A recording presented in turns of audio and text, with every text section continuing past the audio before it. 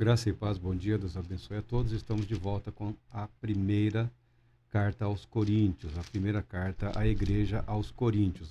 Igreja bastante criticada, né, que é colocada como não exemplo, Bem, a igreja de Corinto, é estabelecida na Bíblia como exemplo, sim, como exemplo de como as coisas podem dar errado e também como exemplo de como o Senhor Deus não abandona a sua igreja, não abandona o seu povo, não abandona os seus fiéis.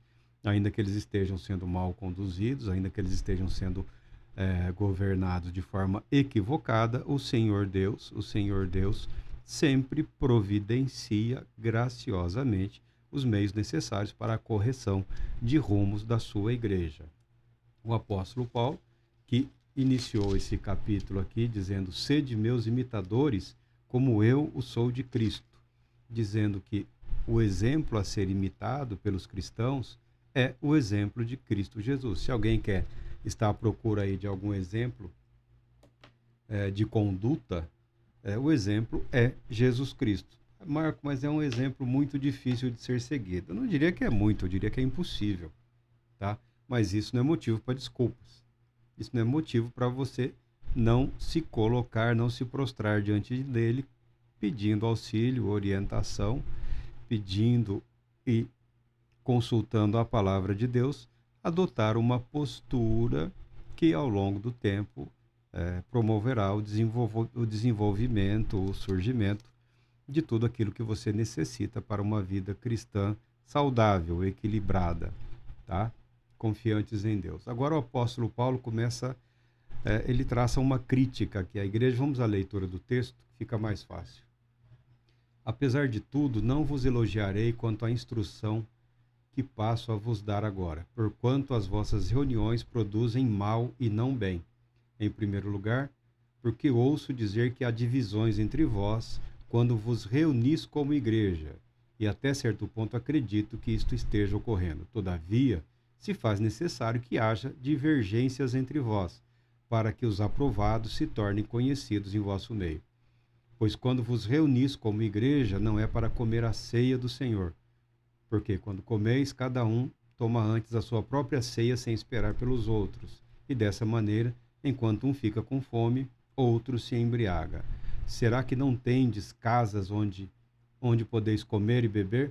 Ou de fato desprezais a igreja de Deus, humilhando os que nada possuem? Que vos direi? Acaso vos elogiarei por isso? Certamente que não vos elogio por essas atitudes. Graças a Deus pela sua palavra, e que o Santo Espírito de Deus nos abençoe a todos através desta breve reflexão. O apóstolo Paulo, formado no judaísmo, ele não tem nenhuma ilusão no que diz respeito à vida religiosa, tá? Ele não cultiva nenhum tipo de ilusão. Ele chega até dizer que é importante que existam partidos ou grupos ou algum tipo de conflito, né, divergências na igreja entre os irmãos, tá? O apóstolo Paulo, quando fala da unidade ou unanimidade, ele está se referindo à fé em Cristo Jesus. No que diz respeito a outras situações ou circunstâncias, ele entende que é até importante que haja divergências. Que o debate, ele não só pode, como ele é útil para construir as ideias, para se avaliar as posições, para se corrigir o rumo daquilo que está ocorrendo. Então, o apóstolo Paulo, ele não cultiva a ideia de uma igreja ideal, tá? Não, ele não tem essa ilusão. A igreja perfeita é a igreja em Cristo Jesus. Aquela que está em glória com Cristo é a igreja glorificada, exaltada. Aqui na terra enfrentam-se dificuldades, das mais simples às mais complexas. Como se resolve os problemas? Um de cada vez. Os mais graves, que afetam a própria comunhão da igreja com as demais igrejas, né? E os mais corriqueiros, uma questão de adequação. Aqui nós temos a introdução na ideia da ceia. A ceia do Senhor naqueles dias era uma reunião, era uma refeição comunitária, uma refeição comum. Então a igreja se reunia como igreja para uma refeição comum. qual é o problema desse evento? Esse evento aí sempre trouxe problemas e até hoje, quando alguém tenta recriar esses experimentos, tentando voltar a um tempo, não é possível você voltar ao passado. Se era problema lá atrás, continuará sendo problemas até hoje. Nós vemos, sempre vemos, as pessoas se reuniam, levavam seus alimentos, e também tem os pobres e os necessitados. Aí cada um sentava no seu canto, um tombava o garrafão de vinho, o outro comia gulosamente tudo, e tinha gente que pouco tinha ou nada tinha e nada recebia. Então o apóstolo Paulo está dizendo que a ceia, a reunião que tinha o objetivo de celebrar a Cristo Jesus, a vida, a morte, a ressurreição, a glorificação, estava muito parecida com os eventos pagãos daqueles menos elogiosos. Por quê? Nós sabemos que no paganismo antigo, alguns cultos, a parte de comer demais e beber demais era a primeira etapa de uma série de eventos degradantes, que só iam se aprofundando e se degradando. É claro que a igreja de Corinto não estava nesse nível tão deprimente assim, mas havia um egoísmo, um orgulho, uma soberba. Até hoje, quando fazem essas reuniões, crianças, jovens, tem gente que leva lá o seu e come rapidinho, não partilham a comida, não partilham o alimento. Um dos costumes dos judeus, quando se debruçavam à mesa para essas refeições, o pão era passado. Então, Jesus, quando fez a ceia, o pão, ele partiu o pão, abençoou e passou o pão. Alguém pegou um pedaço, outro passou. Era um pão muito mais parecido com o que nós chamamos hoje de pão sírio, tá?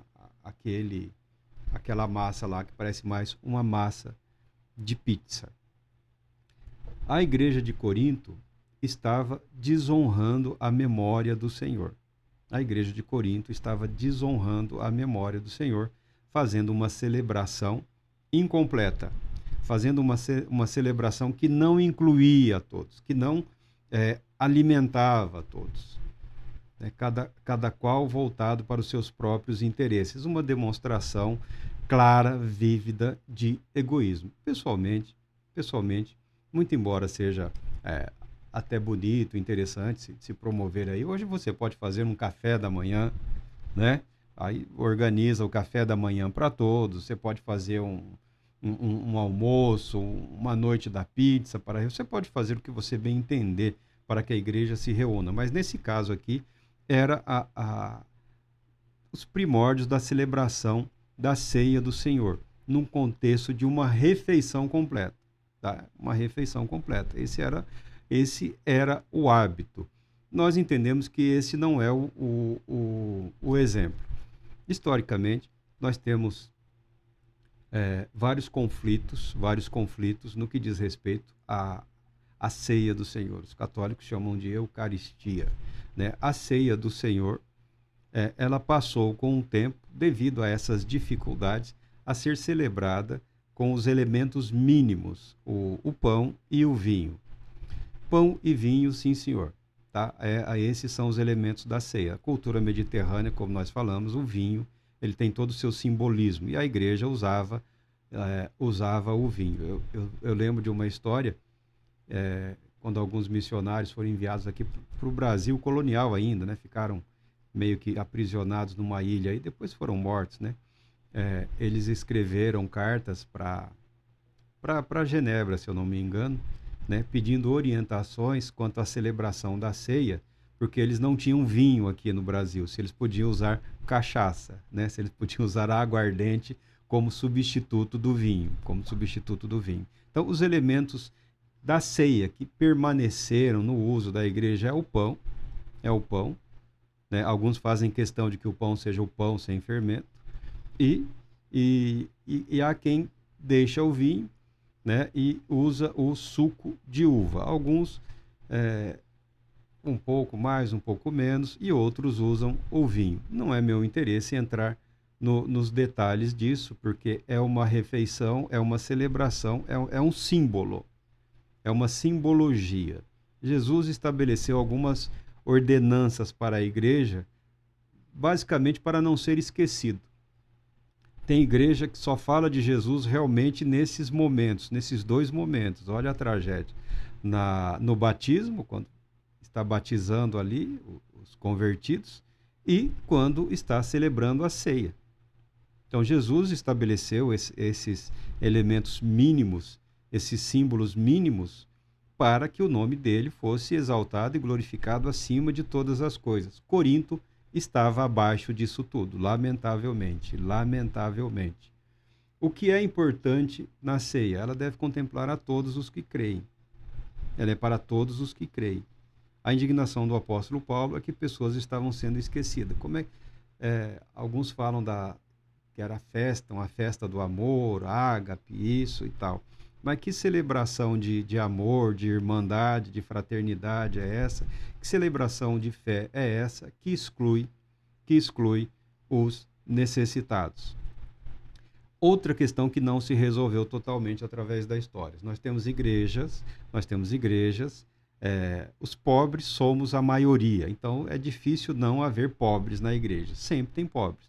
Outros tentaram resolver o problema voltando aí as instituições, ou algumas delas, né, para o público de classe média, ou até mesmo para os mais abastados. Tem algumas igrejas aí que o pobre fica até meio receioso de entrar, dado o luxo, dada a ostentação, né? Parece que ele está ingressando ali num palácio, né? Numa edificação feita para uns poucos escolhidos. Esse é o desenvolvimento histórico da igreja da fé.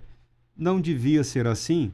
Não devia ser assim, mas é assim. O próprio apóstolo Paulo fala. Até é conveniente que nós tenhamos algumas divergências para que aqueles que são de fato eleitos venham a se sobressair. Como é que você vai identificar liderança se nunca há conflito, se há só unanimidade em relação a tudo? Esse evento que entristece o apóstolo Paulo, esse evento é uma das marcas dessa igreja, é uma característica dessa igreja. É o egoísmo que se sobressai no momento de comunhão. Tá? No momento em que todos deveriam receber o mínimo, alguns se apossavam de muito ou de tudo o que tinham, a ponto de ficarem embriagados, né? A ponto de ter gente embriagada numa reunião da igreja como igreja. Não é uma reunião na igreja, a igreja se reuniu para celebrar, aí um bebia demais, outro comia demais e passava mal.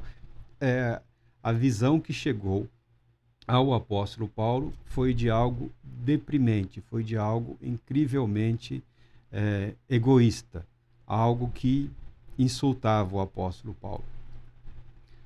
Os protestantes, os católicos, têm divergências no que diz respeito à celebração da ceia. O catolicismo, ele ensina que Cristo está presente nos elementos, algo chamado transubstanciação.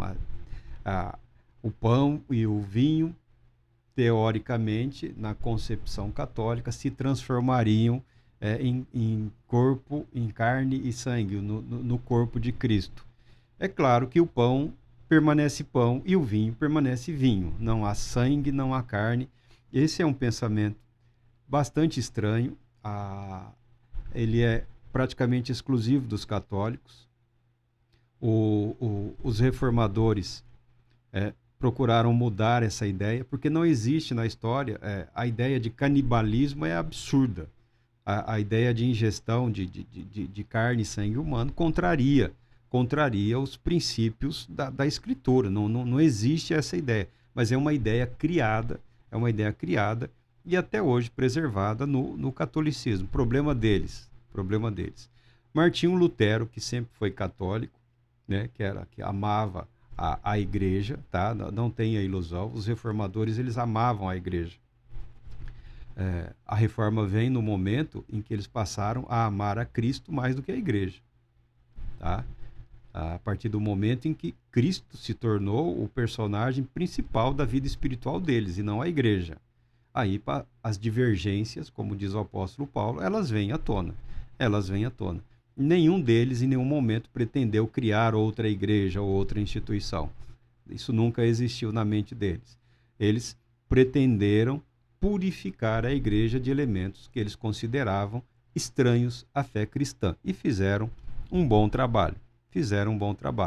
Posteriormente, a Igreja Católica também promoveu as suas próprias reformas, as suas próprias mudanças, né? A sua própria transformação. Mas o Lutero, por exemplo, que era um monge, né? Ele tentou ser padre, não deu certo. Ele sempre teve problemas com a ceia, com a administração da ceia, com o conceito de transubstanciação. Ele criou um elemento intermediário, né? Não se transforma, mas é como se. É um conceito que está no luteranismo, basicamente, ou talvez algumas outras igrejas da Reforma. A maioria dos reformadores entende que os elementos são simbólicos. Nós vamos ver aqui logo em seguida no texto da palavra de Deus que o apóstolo fala, já vamos falar agora. Pois eu recebi do Senhor o que também vos entreguei, que o Senhor Jesus, na noite em que foi traído, tomou o pão e logo após haver dado graças, o partiu e disse: Isto é o meu corpo que é dado por vós. Fazei isto em memória de mim. Ou seja, isto é o meu corpo que é dado por vós. Ele não disse que o corpo dele era o pão, né? Diz que o pão era um símbolo, uma referência. Na Páscoa judaica, há o cordeiro, né? O cordeiro sacrificado, e o sacrifício não é todo consumido como oferta. Na Páscoa há uma celebração e a oferta pelo pecado, e parte das ofertas, parte do alimento é destinado à refeição. Então há uma refeição também, há uma refeição comum da Páscoa. Você pode pegar na internet aí. Eu devo ter algum material, mas eu não me interessei muito como se celebra a Páscoa judaica, como se celebra essa festa, lembrando o êxodo, lembrando a saída do Egito, lembrando a última praga que ceifou a vida de todos os primogênitos do Egito.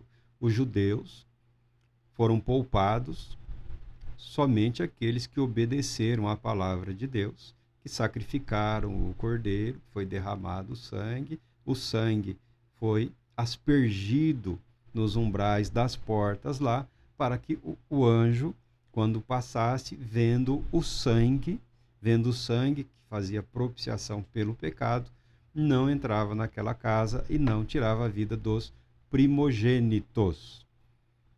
E esse cordeiro era feita uma refeição, tradição que os judeus preservaram, Jesus estabelece uma mudança, dizendo, não é uma questão da alimentação, dizendo, eu sou o verdadeiro Cordeiro de Deus que tira o pecado do mundo. Então Jesus está se referindo, não é o cordeiro que é alimento que tira o pecado do mundo. Não é o sangue do cordeiro, do animalzinho, que tira o pecado do mundo. Jesus está dizendo, é o meu sangue, é a minha vida que será dada por vocês, que purifica todos vocês do pecado. A celebração da Páscoa cristã tem um elemento a mais. Você pode até, se achar interessante, fazer lá uma Páscoa judaica.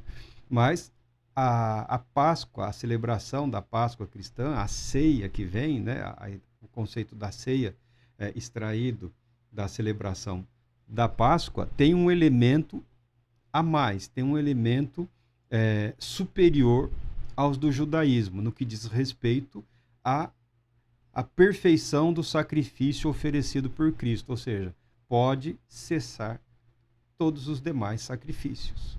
A vida recebida de Cristo Jesus, ela tem poder suficiente para nos libertar do ritualismo, né, do cerimonialismo. Nada contra as cerimônias, nada contra os ritos, mas eles que se repetem indefinidamente mantêm na mente o objetivo, a imperfeição daqueles sacrifícios. Ao contrário, o de Cristo é perfeito. Então, a ceia do Senhor, ela é uma celebração. Ela tem o propósito de celebrar, tem o objetivo de celebrar a vida de Cristo Jesus. Quando fala celebrar a vida de Cristo Jesus, é toda ela, não é só o evento morte. É o nascimento, a vida, a morte, a ressurreição, a glorificação e o fato de estarmos sendo preparados para a vinda, para a plenitude do que Cristo realizou, tá? Estabelece os elementos mínimos, que é o pão e o vinho, mas havia uma refeição de fundo ali.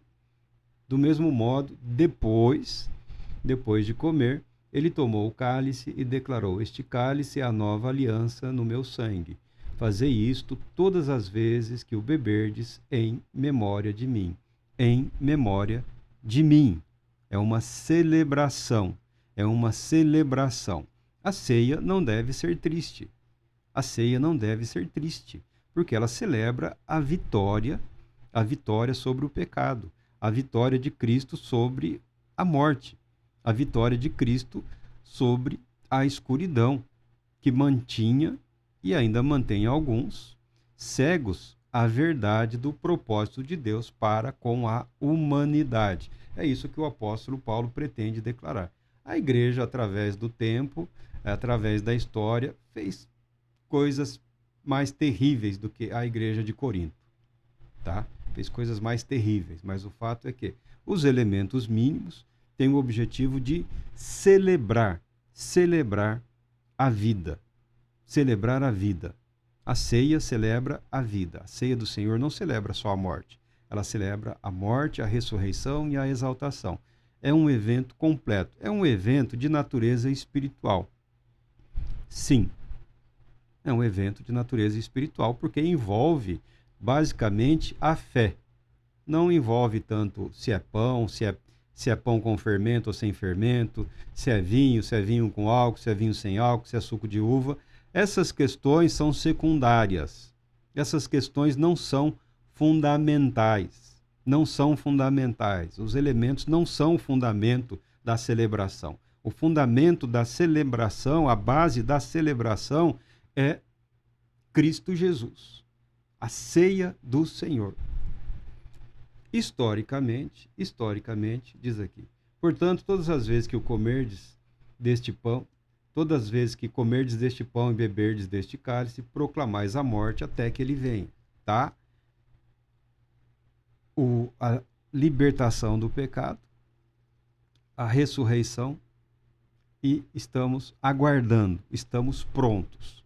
O objetivo da ceia é também proclamar a nossa fé. Estamos prontos, estamos nos preparando. Qual é o propósito da igreja? Aguardar a vinda do seu Senhor. E enquanto aguarda, proclama o evangelho do reino. É simples, tá? Por esse motivo, quem comer do pão e beber do cálice do Senhor indignamente será culpado de pecar contra o corpo e sangue de Cristo. O que isso quer dizer? O que é indignamente? Porque o apóstolo fala da dignidade. Que dignidade é essa que o apóstolo ele exige? A dignidade que o apóstolo exige, ela está relacionada com a salvação, com a justificação, com a santificação. Santificação é sempre um termo ridículo agora, né? Ridicularizado nos dias de hoje, mas a Bíblia continua falando da santidade, sem a qual ninguém verá o Senhor. O que tornou bizarro, ridículo, grotesco a expressão não significa que ela deva ser abolida. Ela existe, os conceitos existem e nós temos que ocupar as nossas mentes com isso. Se tem gente aí fazendo abominações, problema deles. A pessoa pode se tornar culpada. Culpada. O que é culpado? Porque a ceia, ela celebra a vitória de Cristo e a nossa libertação do pecado. Cristo vence o pecado, vence a morte, vence o mundo. E nós somos libertados do poder do pecado, da escravidão do pecado. Nós devemos colocar a nossa vida no eixo correto, no eixo adequado. A Bíblia não exige perfeição. Não existe perfeição absoluta, não existe, né? Tornou-se bizarro aí esses cristãos caricatos, né? Cristãos estranhos, esquisitos, aparentemente sem vida social, sem traquejo, mas são as caricaturas que revelam que as pessoas não estão vivendo, revela que as pessoas estão procurando exibir algo que não está muito bem conformado, solidificado nas suas próprias vidas. Como a pessoa pode se condenar mais do que a condição de pecador? Tentando participar de algo que não diz respeito a si mesma, que não diz respeito à sua fé.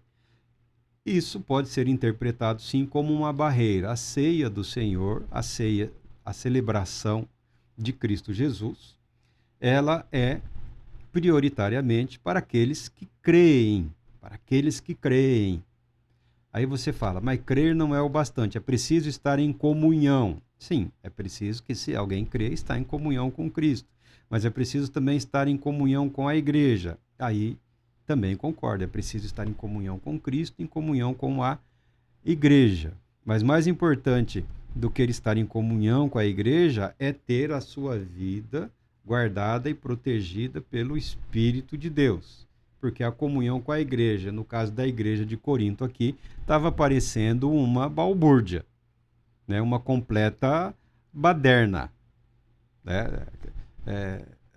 Não tem assim parâmetros. Que santidade é essa? Que santidade é essa que leva a igreja a criar facções rivais ali e destruir ao invés de construir e de edificar? O que eu estou tentando dizer? Esse conceito é o conceito de ceia restrita. Tem quem fala que até ultra restrita. Tem alguns que fazem até ultra restrita, né? Só aquele grupinho ali, só aqueles cristãos. Se alguém estiver visitando, não pode participar, não é considerado digno. Há outros que fazem a ceia, historicamente, a quem tenha realizado a ceia como um meio, uma oportunidade para proclamar o Evangelho de Jesus Cristo. Então, alguns pastores, alguns grupos abrem a celebração para que todos participem da celebração. Como um mecanismo de evangelização. Também não tenho nada contra, porque a celebração é feita em memória de Cristo. E em memória de Cristo, ao relembrarmos Cristo, nós temos convicção da nossa libertação e, consequentemente, da nossa responsabilização. Se a pessoa foi libertada do poder do pecado, ou não é mais escravo do pecado, ele passa a ser responsável pela sua vida, pelos seus atos, pelas suas decisões. Então, ele pode ser condenado, ele pode ser julgado em decorrência dos seus atos que agora são feitos num ambiente de liberdade, num espaço mental, espiritual de liberdade, tá? Que está levando em consideração o pecado. O pecado deve ser tratado. Como se trata o pecado?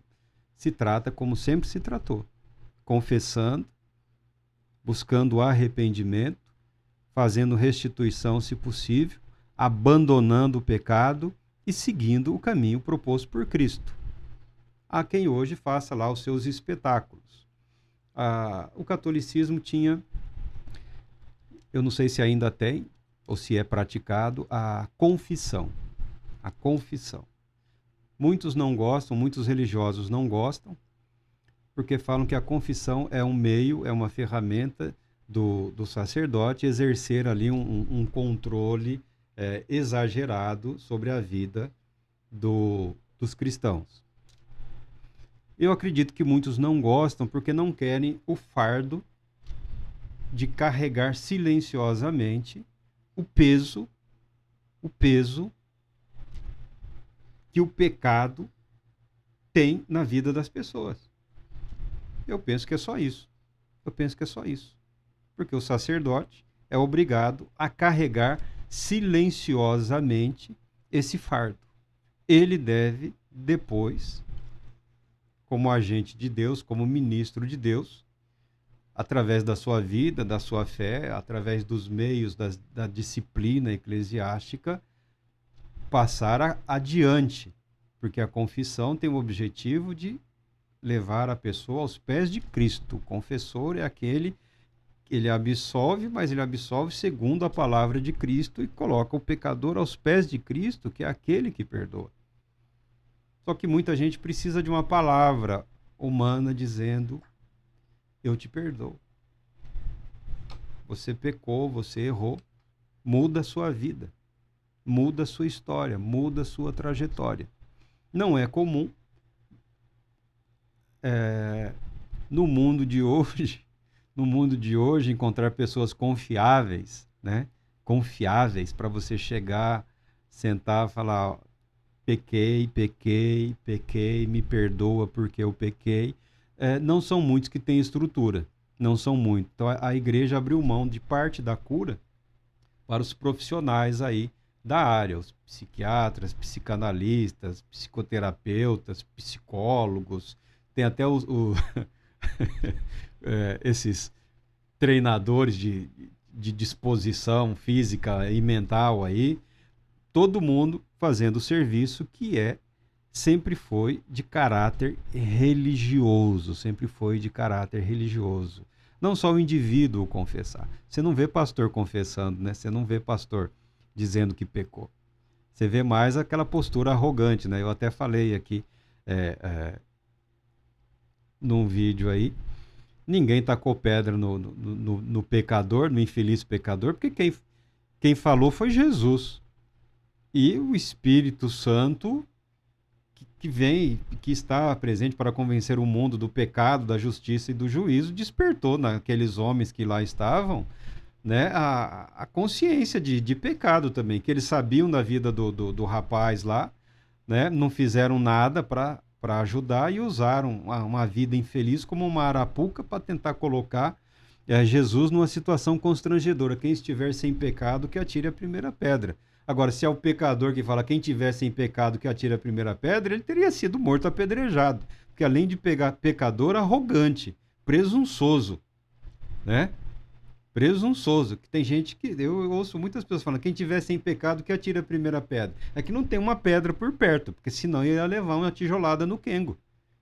Não pelo pecado, mas pela arrogância, né? Pela provocação. Aí eu pequei, mas todo mundo peca. Não, não é assim não, meu irmão. Não é assim não. Não é verdade. Muita gente leva a fé a sério. Muita gente leva a vida cristã a sério. Tá? Essa ideia de brincar com o pecado, como ocorreu na igreja de Corinto e quase causou a destruição dessa igreja, ocorre muito frequentemente nos dias de hoje. Pessoas acham que são superiores ao pecado. Não, Jesus me libertou, Jesus te libertou da escravidão do pecado, mas o pecado continua aí. Se você se joga na lama, se você pula na lama, você vai se sujar. Não existe imunidade. Jesus não conferiu imunidade a absolutamente ninguém. Por isso o texto aqui continua. Examine, pois, cada um a si próprio, e dessa maneira coma do pão e beba do cálice. Pois quem come e bebe sem ter consciência do corpo do Senhor, come e bebe para a sua própria condenação. Por essa razão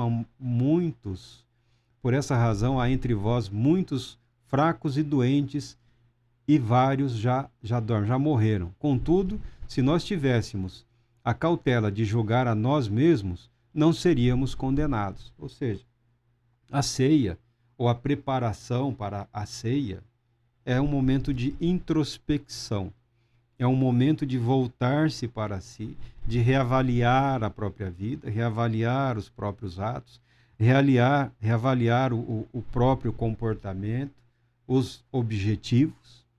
E sim, pedir perdão a Deus pelos pecados e participar da comunhão com o Senhor, da ceia, da celebração da vitória de Cristo Jesus.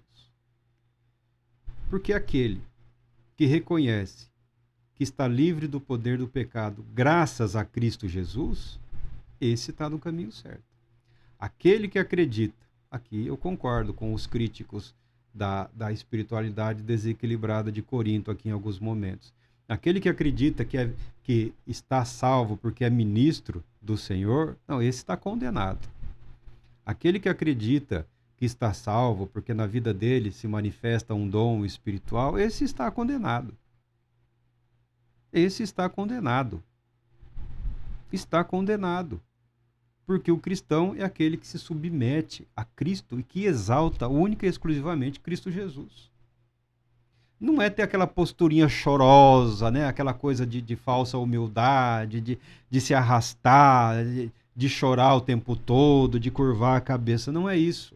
É ter a sua mente, a sua consciência, a certeza de que a nossa justificação, nós somos justificados diante de Deus pela fé em Cristo Jesus. Não é a minha justiça, não é a minha verdade, não é a minha santidade, não é a minha vida, não são as minhas horas de oração, não são os meus jejuns, não é o meu tempo de meditação, não é o meu conhecimento da palavra de Deus, é o sangue do Cordeiro de Deus que me purificou do pecado e me livrou da condenação da morte.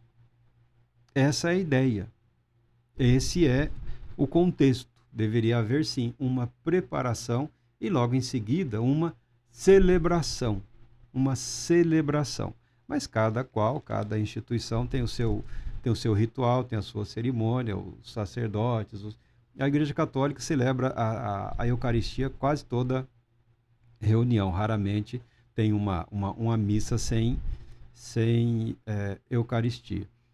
Alguns grupos fazem também uma vez por mês, outros chegam uma vez por ano, porque aí também tem outros elementos históricos, né, que é a prestação de contas, é a avaliação de tudo antes da ceia. Então tem que ter uma preparação. Aí entram questões administrativas que fogem ao nosso interesse aqui, fogem à nossa rotina. Mas a ceia do Senhor, ela é sim um evento espiritual. Um evento espiritual de natureza proeminentemente espiritual, instituída pelo próprio Senhor Jesus, para que através dela, para que através da ceia do Senhor, nós experimentemos a renovação constante, a renovação da nossa fé, a renovação dos nossos votos, a renovação da nossa vida, a renovação dos nossos propósitos, a renovação do nosso proclamar que Cristo vive em nós e que o nosso viver é para Cristo Jesus. Esse é o conceito, essa é a ideia que o apóstolo Paulo aqui ele expressa em relação à ceia. E ele continua dizendo aqui advertências, né, as advertências. Contudo, se nós tivéssemos a cautela de julgar a nós mesmos, não seríamos condenados. No entanto, quando somos julgados pelo Senhor, estamos sendo corrigidos a fim de que não sejamos condenados juntamente com o mundo. Tá? Dizer aí que o cristão é isento, eu sou contra essa ideia, eu não acredito nessa ideia. A salvação proposta por Deus em Cristo Jesus, ela diz respeito à eternidade. Tá? É algo preparado por Deus, com poder e graça suficiente para conduzir a pessoa à eternidade gloriosa em Cristo Jesus. Agora, como a pessoa vive, ela se torna passiva de julgamento, sim, e de condenação, talvez. E a ceia é uma dessa oportunidade para que a pessoa se corrija, se restaure, se renove, ao invés de se embrutecer, ao invés de permanecer na arrogância, ao invés de permanecer ali na estupidez, corre o risco de sofrer a condenação com o mundo. Portanto, meus caros irmãos, quando vos reunirdes para comer a ceia, aguardais uns pelos outros. Ou seja, é importante que a igreja cuide da igreja. Não é só a questão de alimentar todo mundo. A questão é, a palavra de Deus está surtindo efeito na vida de todos? Marco, mas isso é difícil. Eu sei que é difícil. Porque a igreja não é um empreendimento mundano. A igreja não é um empreendimento social, político, econômico. A igreja é uma instituição preparada por Deus. Como ela tem sido administrada, gerida, certamente causará embaraços para alguns desses líderes, como no caso aqui da igreja de Corinto. Mas a igreja tem essa razão de ser. Tem essa razão de ser. Porque você está celebrando aí o seu domínio sobre certas áreas, enquanto o outro lá está faminto, necessitado. Mas não é só a questão do pão, não é só a questão da comida, é a questão da vida espiritual daquela pessoa. Como é que pode haver pessoas no mesmo lugar cuja palavra esteja satisfazendo a uns e oprimindo a outros? Não é esse o caminho, não é essa a proposta. Se alguém tiver fome, come em casa, para que quando vos reunirdes, isso não seja para a vossa própria condenação. Quanto às demais orientações. E tinha aqui outras coisas que o apóstolo Paulo deixou para falar ali face a face. Não devem ter sido coisas agradáveis de se ouvir, mas ele assim o fez. Então, a ceia deve celebrar a vitória de Cristo e não o nosso egoísmo, não a nossa vaidade espiritual, não o nosso orgulho espiritual, não as nossas realizações pequenas. A ceia celebra a vitória de Cristo sobre a morte, sobre o pecado, sobre o mundo e, consequentemente, a nossa libertação do reino das trevas e a respectivo resgate para o reino da luz ou para o reino de Deus em Cristo Jesus. Espero ter passado aqui alguma ideia do conceito da celebração da ceia proposta pelo apóstolo Paulo através da carta à igreja de Corinto, da igreja de Corinto.